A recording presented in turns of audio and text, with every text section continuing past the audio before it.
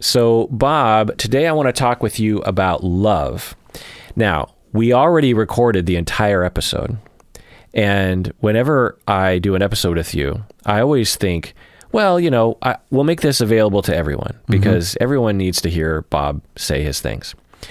And then we get into it and it always gets super personal. And then I start thinking, I don't want all that stuff to be out there. Understood. And so I make it a patron-only episode. So we did it again, but in this episode, we're going to talk about love because Patron Show wrote in and asked a lot of questions about love, and there were some other emails from patrons about love, and I thought we would get into it. What do you say, Bob? We got into it. Yeah, we already got into it. This is the Psychology in Seattle podcast. I'm your host, Dr. Kirk. I'm a therapist and a professor. And I am your friend, Bob, from graduate school 1,000 years ago, and here to talk about love. Yeah, so in this episode, we're going to talk about the definition of love. We're going to talk about what it feels like to be loved, how we like to love other people, you and I, the love between you and me. We're going to talk about our significant others and the love and what that feels like. How do you know you're being loved? How do you know you're loving someone else?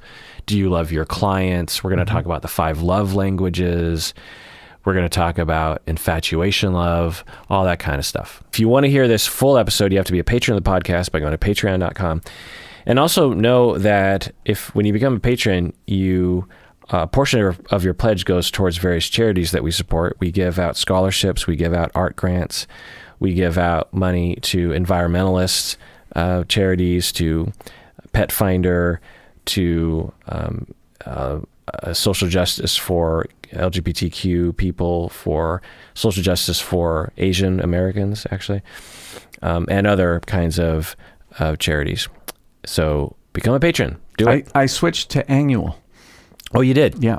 And also switch to annual if you are already a patron because it really helps us out.